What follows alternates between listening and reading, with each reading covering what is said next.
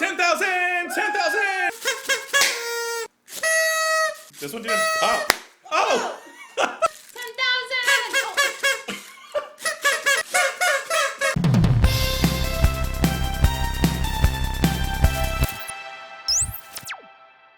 What's up, guys? Welcome back to the channel. My name is Justin, and today, well, actually a little while ago, we finally reached 10,000 subscribers on the channel, which, first of all, I cannot thank you enough for that. That is kind of beyond what I've expected out of the channel.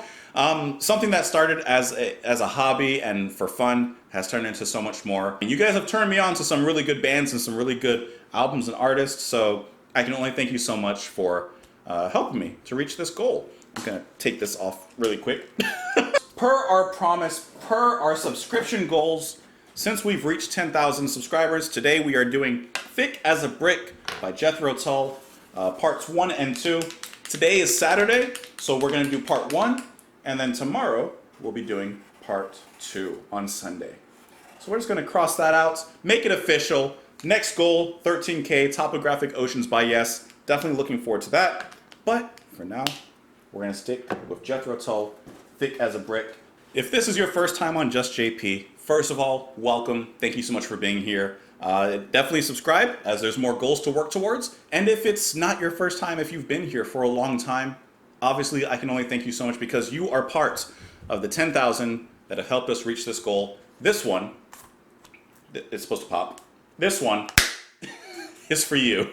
Anyways, without further ado, you guys have been waiting for this song for a long time. I have been wanting to listen to it for a while. I've just put it on the goal list so that way, you know, there's a little anticipation, a little drama, a little fun and suspense as we work towards the goal. I sincerely hope that you guys are having a fantastic day. You can join me on Twitter, you can join me in the comments down below, you can join me on Patreon if you like, but I'd rather you just sit down, stand up, relax, enjoy the show. Let's do it. This is Thick as a Brick by Jethro Tull. Part 1 today, part 2 tomorrow.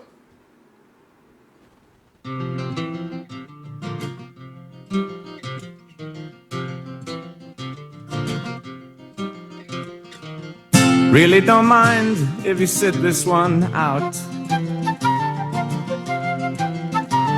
My words but a whisper, your deafness a shout.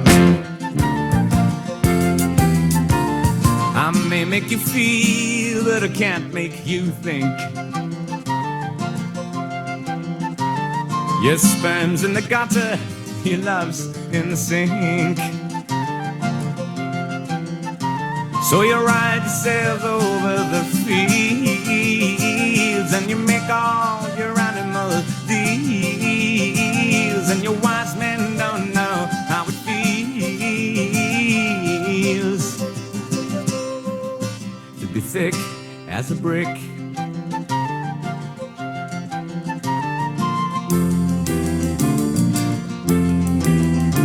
And the sandcastle virtues are all swept away in the tidal destruction, the moral malaise.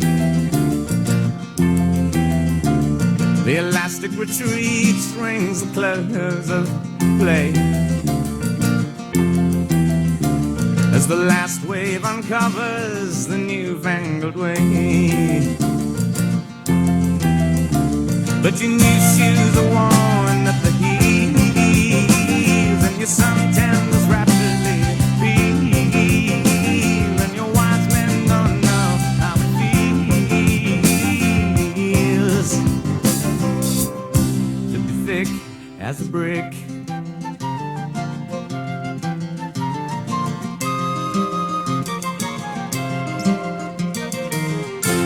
And the love that I feel is so far away. I'm a bad dream that I just had today.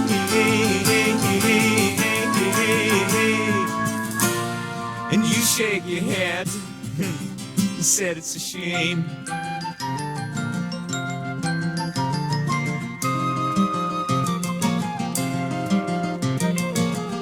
Spin me back down the years and the days of my youth. Draw the lace and black curtains and shut out the whole truth. Spin me down the long ages, let them sing the song.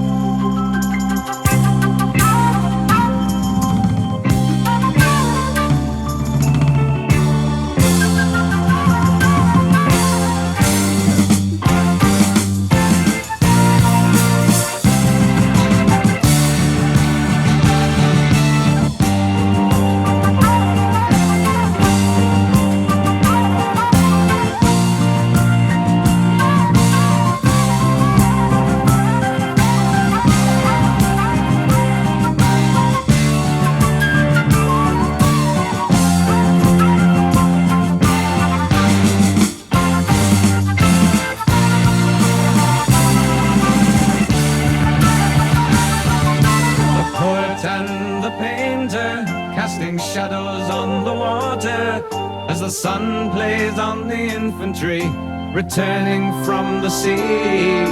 The doer and the thinker, no allowance for the other, as the failing light illuminates the mercenaries' creed. A home fire burning, the kettle almost boiling, but the master of the house is far away. The forest is stamping, their warm breath clouding in the sharp and frosty morning of the day. And the poet lifts his pen while the soldier sheathes his sword. And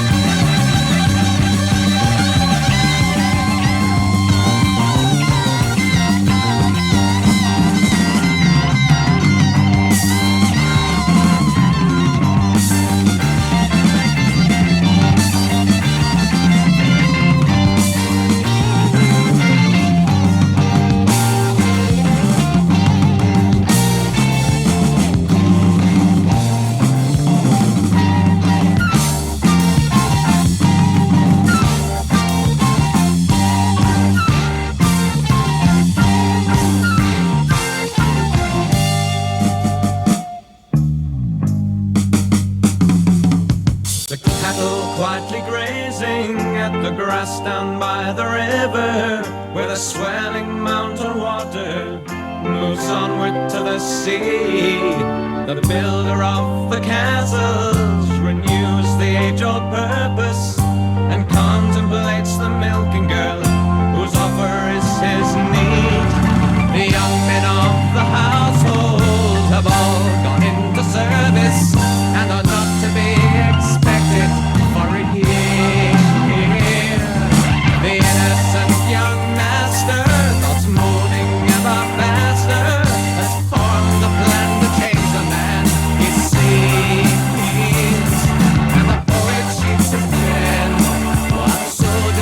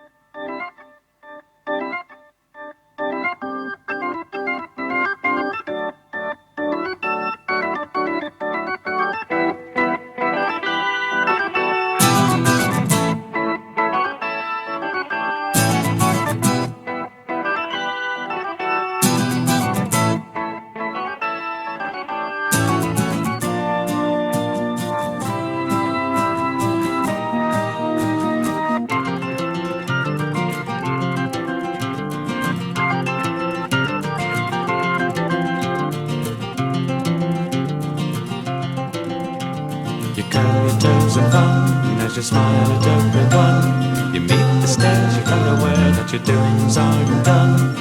And you laugh most ruthlessly as you tell us what not to be. But how are we supposed to see where we should run?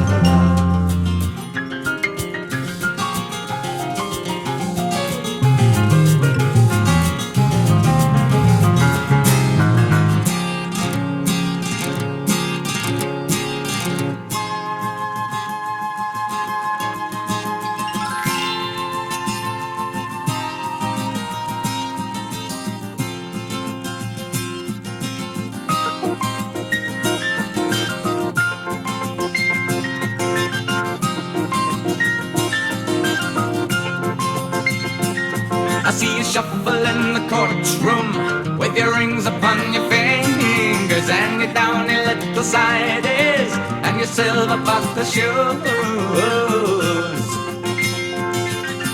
Laying at the hard case, you follow the example of the comic paper idol who lets you bend the rules.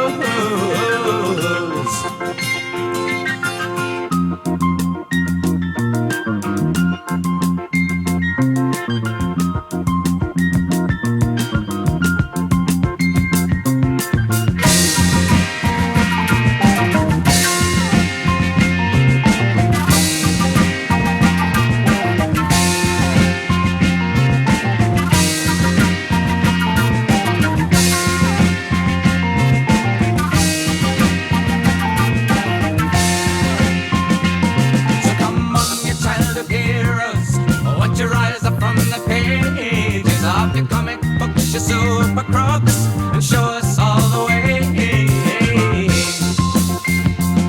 Well, make your will and testament. I want you join your local government. We'll have Superman for president. Let Robin save the day. You put your bet on number one and it comes off every time. The other kids have fall back down and they put you first in line. Just how big you are, and you take your place in a wiser world, a bigger moon to car.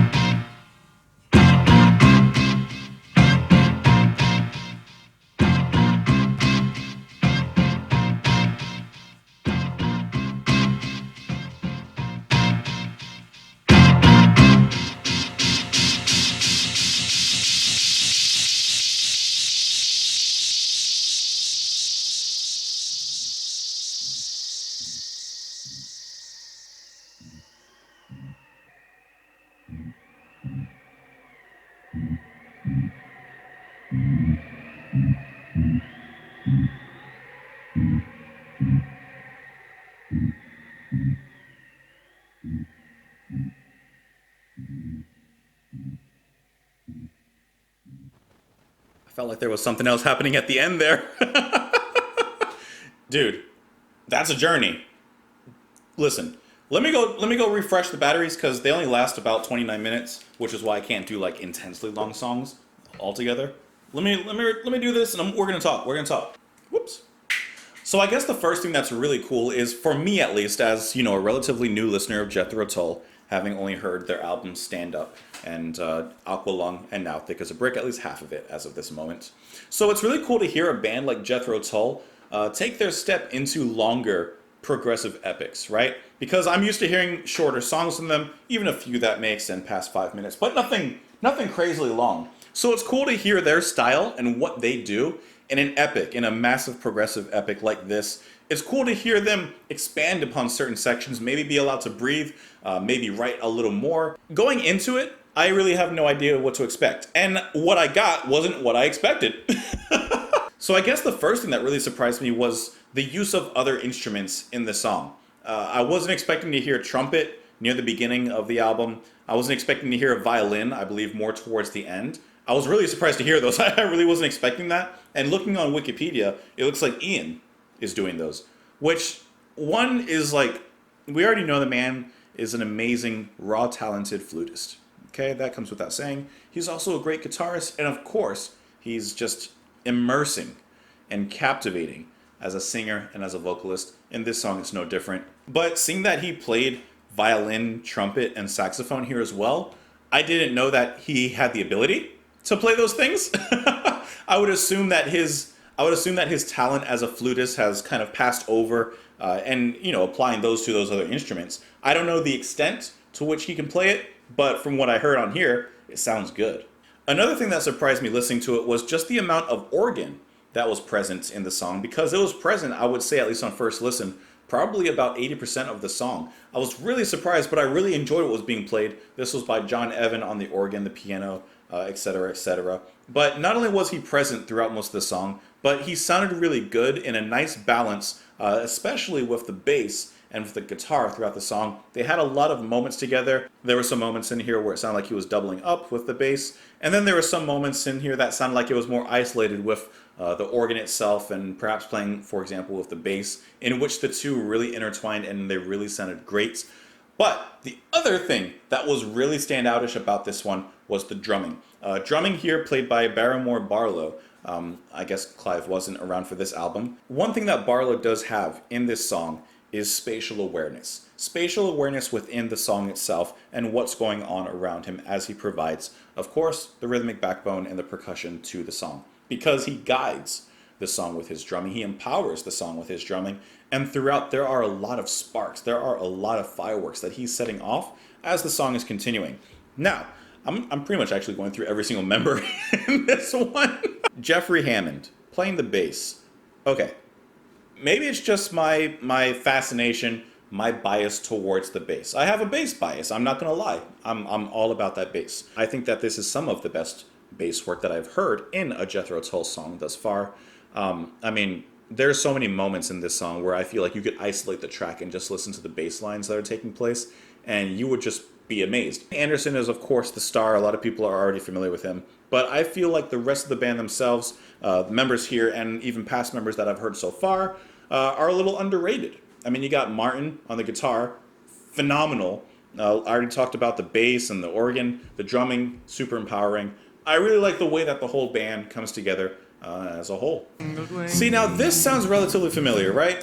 This sounds like something that we've heard on Aqualung. One thing I like is their continued mixture of folk and acoustic leanings and guitar and rhythms mixed with their own style of rock, which lends itself closer to perhaps blues rock rather than progressive rock.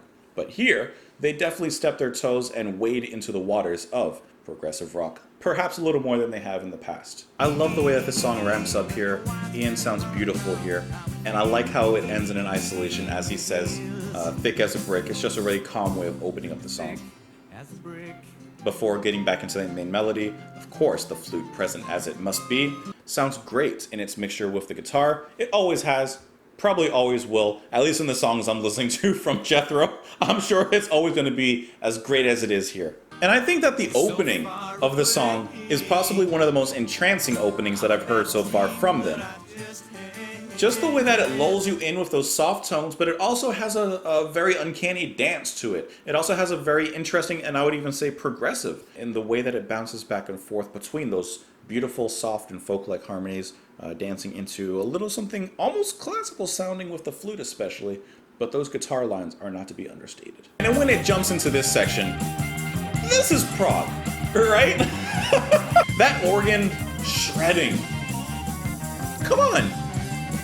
So you guys have already given me the knowledge, and I did read a little bit on Wikipedia before jumping into this because I wanted a little bit of background knowledge at least. And you guys had mentioned that this song was created and produced by Jethro Tull and especially by Ian Anderson as a response to critics who had proclaimed Aqualung, their previous album, to be a concept album.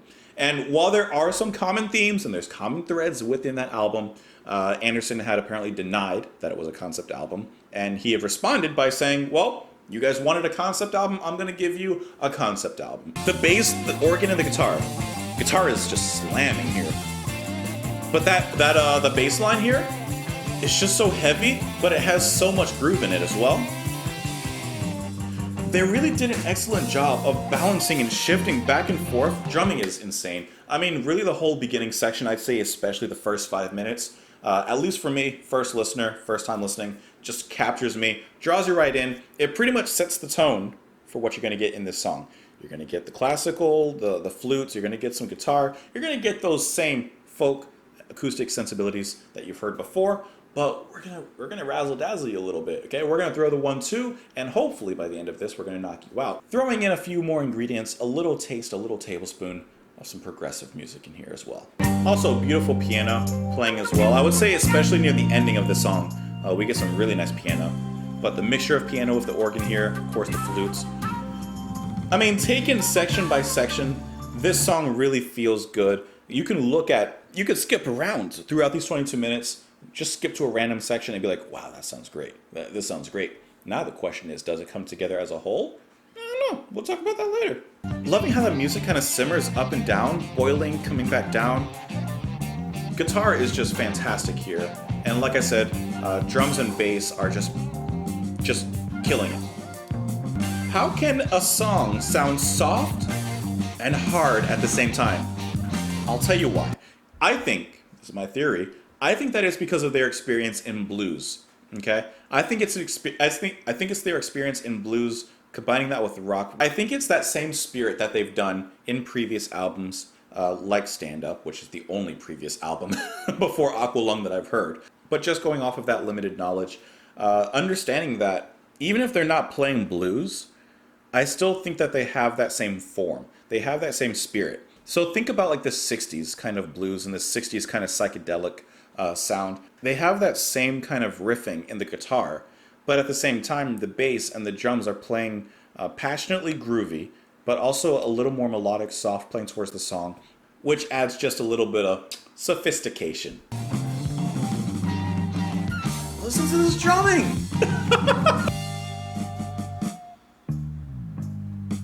That setup.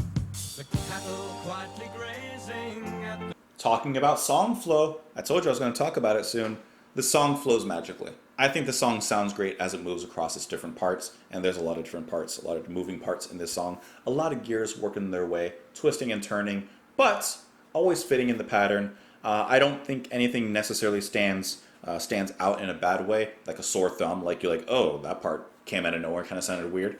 I don't think so. I think on a first listen, just kind of listening to it on its own, I think it sounded great in all of its movement. And that transition specifically is one of those moments that kind of showcases you, just like how they move from section to section. That drumming, like I said, is awesome. But the bass, as it fills in throughout that pattern and throughout that fill, chef's kiss. And then Ian, backed up by the organ and piano here, is just a very magical kind of layer. Once again, bringing up the rhythm, bringing up the drums and the bass. And he mentions the C at this section, and I do get imagery of the C just due to the way that that organ plays, almost reminding me of like a sea shanty or something like that. I don't know, it's just the same. And see, like here, it moves into something that sounds a lot like classical music. I think they have an interesting, and I'm talking about Jethro Tull as a whole to an extent, but of course, microscoped into this song. I feel like Jethro Tull has a really interesting style that obviously is very unique. I mean, that's carried through very well in their music. But I think the classical influence in their music may be a little understated, maybe a little underrated to people, because you obviously get the folk and the blues and, of course, the rock, the hard rock. And, that's going to stand out, of course. But I feel like, especially with Ian's flute playing, very classical. I feel like really the whole band, when they play, especially bass and guitar, are also very classically inspired. But I also think that it's Ian's specific style of playing the flute, which, as far as I know, isn't like classically trained. As far as I know, he didn't necessarily go to school or anything for that. I think that he relatively just learned on his own, and I could be wrong, so please feel free to correct me if I'm wrong. But I feel like that self-sufficient and self-sustained style of flute playing, specifically from Ian, really makes the song sound classical, but with those rough edges that I feel kind of make it what it is. It feels like Bach, but rock. That was lame. Why did I say that? This back and forth between the organ and the guitar, that's kind of sweet. It's a brief little moment. It's a little showmanship, a little back and forth conversation. Those nice deep tones on the organ as it begins to build itself back up. Of course, the song begins to rebuild. And this feels like a powerful march back into town. Something victorious. Something just like bombastic. This just feels like... This portion of the song has just this big exuberance of just happiness and joy, I feel like you can't not feel like good listening to this part. But the bass and the flute. This just sounds so good. And then we end with this interesting send-off. as the riffing kind of spaces itself out. Eventually it just really totally spaces itself out. And we're left with what I can only imagine are the tail ends of the song leading into part 2. Reading here, it says that the group ran through 2 weeks of rehearsals. They had not intended to record a single continuous piece. The band came up with individual song segments, then decided to write short pieces of music to link them together. I think that is intelligent. I think that is really smart. I've mentioned it before with longer songs, but writing separate sections is hard enough. You could do that, and then you could literally just put them together. Right? You could smash them together. But almost like Legos, Jethro Tull, they were smart. They also recorded transitions. So I just think that's a smart way of kind of bringing everything together, because some songs and some epics have done that, where they just put all the pieces together, and hey, sometimes they sound good, sometimes they don't. Sometimes the stitching stands out and you don't want it to stand out. Jethro Tull recording those transitions themselves, working those pieces together so that they can hide the seams, hide the stitching themselves. I think that's really cool, and I think that's a great way to record a long epic and to put it all together. Says here that the lyrics were written first, with the music constructed to fit around them. Anderson recalls that the album took about 2 weeks to record and another 2 or 3 for overdubs and mixing. The final work, of course, split over 2 sides of the LP. I think the idea of creativity and where that creativity begins. How does a song begin? Do you write the lyrics first? Do you write the music first? Do you have an idea for like a concept or a story and you want to like kind of start with that? Where does the music start? Sometimes the music can start from both ways. Sometimes the music doesn't start from either way. But I think it's cool how the lyrics here were written first. So it seems that Anderson wanted to make sure that the message of the song was almost at the forefront. For these critics who were apparently as thick as a brick. He wanted to get the lyrics down so they could understand that. And I'm sure listening to this album, they probably still didn't get it. And funnily enough, coming into this album with the knowledge that this was basically like a parody of concept albums and of progressive rock albums of the time, I do think it's really funny and perhaps a little ironic how even though they were coming into this, making fun of progressive rock, they ended up making a pretty great progressive rock song. Can't say album just yet. I have to listen to it again, and I have to listen to the next song, and then, of course, the whole album together. But at least based off of the first listen, off of the first half of the song, I mean, it comes across pretty well put together. Anderson says in an interview here on Louder Sound, he says, progressive rock is a purely British phenomenon, and these days all of us, and I include the likes of ELP here, know that there was a sense of fun about it. Privately, we saw the silly side. We were like John Cleese in a bowler hat lampooning the bureaucrats while reveling in it. I like John Cleese. I never really got into Monty Python. I love Fawlty Towers. Love that show. IT Crowd, fantastic. I know it has nothing really to do with Monty Python. They kind of understood the fun side of progressive rock, and in their making fun of the seriousness and I'm sure the pretentiousness and progressive rock snobs, that kind of thing. I'm sure in making this album they had that in mind as well as they're putting everything together. And at the same time, making fun, but having fun. And reading through this interview, I do think the last words that Anderson says here are extremely important. At the end, when he's talking about the creation of the album, he says it's hard sometimes to differentiate between what's serious and what's a send-up. But for me, that's the beauty of true prog rock. It must have both. So yes, the song sounds serious. The song is seriously taken and created. But at the same time, it does have its comedic timing. It does have its really funny lyrics. And it doesn't take itself so seriously. And sometimes with music, we need to remember that. We don't need to take everything so seriously. Music is meant to be enjoyed. Just enjoy it. Getting into the lyrics, which I'm not going to read every single lyric, but the song is broken into different parts. The first part, entitled Really Don't Mind, see there a son is born. Really don't mind if you sit this one out. My words but a whisper, your deafness a shout. See? Now I get it when everyone says, really don't mind if you sit this one out. I may make you feel, but I can't make you think. Your sperm's in the gutter, your love's in the sink. So you ride yourselves over the fields and you make all your animal deals, and your wise men don't know how it feels. I love the way he says this, to be thick as a brick. He really isolated that specific line. He wanted that to really get through. Just the first two lines of the song, knowing what I do know about the song, really don't mind if you sit this one out. My words but a whisper, your deafness a shout. So it's like, he's trying to tell the critics, like, hey, this is what the album's about, not this. And they're like, huh?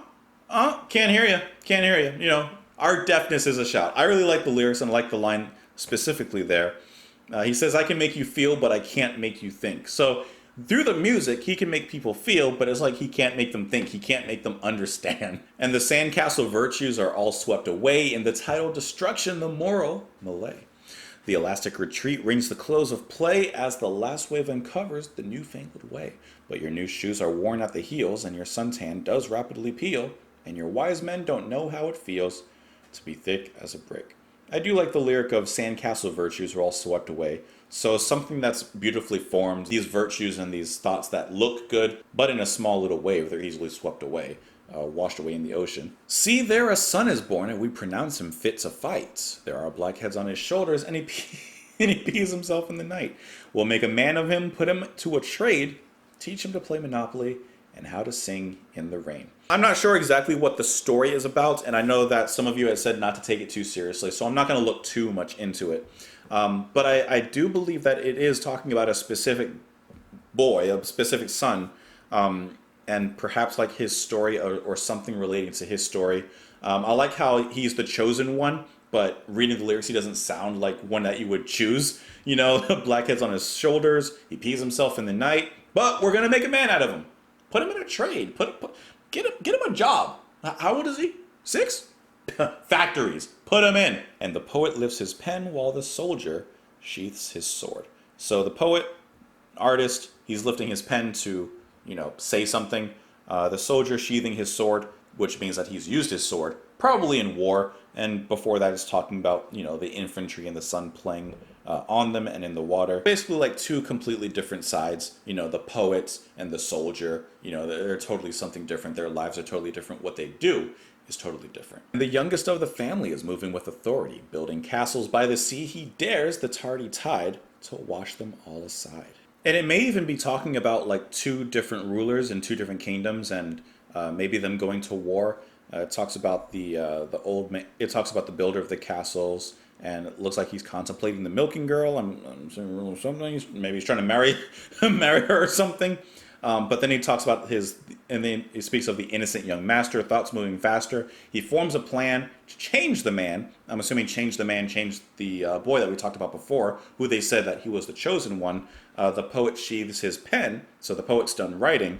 The soldier lifts his sword. So now the soldier is taking his sword out, probably to go to war. Like I said, I'm not 100% sure, because the next line says that the oldest of the family is moving with authority. Coming from across the sea, he challenges the son, who puts him to the run. So it seems that like these, two sides are fighting. And then the next verse, starting the next part, what do you do when the old man's gone? And from the upper class, What do you do when the old man's gone? Do you want to be him? And your real self sings the song. Do you want to free him? No one to help you get up steam, and the whirlpool turns you way off beam. So, I'm still following the story of the son. Well, you know, you've been under your father's hand for so long. He has influenced you. He's taught you his ways. When he's gone, what are you going to do? Do you want to be like him? Do you want to be your own person? You know, do you want to change things or do you want things to stay the same? I've come from the upper class to mend your rotten ways. My father was a man of power whom everyone obeyed. So come on, you criminals, I've got to put you straight, just like I did with my old man, 20 years too late. So I'm assuming he grew up, he grew the cojones to tell his old man off. He just says it was 20 years too late. But I'm assuming at this point his father is gone and now he has power in the kingdom. And he's like, you know, I'm from the upper class. I'm going to mend you guys. you poor people, you peons who are beneath me. I'm going to change your ways. We're going to make things better. I'm going to get rid of the criminals. Cause you know, I'm from the upper class. I'm better than you. And he talks about judging everyone else and they're not going to judge him. So it seems like his rulership or his display of power is going to be of the crueler sort of power. And then skipping down a few verses, come on, you childhood heroes, won't you rise from the pages of your comic books, you super crooks, and show us all the way? Well, make your will and testament, won't you join your local government? We'll have Superman for president, let Robin save the day. So almost like these people that you idolize, you know, superheroes. Of course, everyone wants to be a superhero, especially when they're reading comic books. You know, why won't they rise up out of the pages and actually be somebody? Why won't people bring themselves up and rule as Superman would? You know, I think it's funny, the last line, we'll have Superman for president. Let Robin save the day. Let Robin handle the small stuff and let Superman, like, be the president. Like, you know, do what he's supposed to do. I'm a little lost in the lyrics right now. I sat here reading them for a lot longer than I wanted to. But like you guys said, I'm not going to read too far into it. Great song. Obviously, it's expected from Jethro Tull. And like I said, to be honest, the most interesting thing about this song was actually just the sheer construction of it and being able to listen to what Jethro Tull, a band of the quality that we expect, what they're able to do with their musicianship, with their songwriting, putting everything together, and really, to be honest, being quite impressed by what I heard regarding them. Once again, thank you so much for helping me reach 10K subscribers here on the channel. I don't know how else to express it except to, you know, make goals and, like, you know, give you stuff in return. But it's so much appreciated. Like I said, this was never, you know, I never thought that this would kind of get to that point. But here we are, a year and a half or whatever it is later. And I don't know about you, but I'm having the time of my life doing this. I hope that you guys are enjoying the videos. Like I said before, join me on Twitter. Let me know what you thought of the first half of the song in the comments down below. Hopefully you're looking forward to part 2 tomorrow. I hope that you're having a fantastic morning, a beautiful night, and just a great afternoon, whatever time it is, wherever you are, whether it is Tokyo, Japan, whether it is Orlando, Florida, whether it is Toronto, Canada. Beautiful city, by the way. I hope that you're just having a great one. I will talk to you tomorrow. We'll be doing part 2. Have a fantastic day. Bye.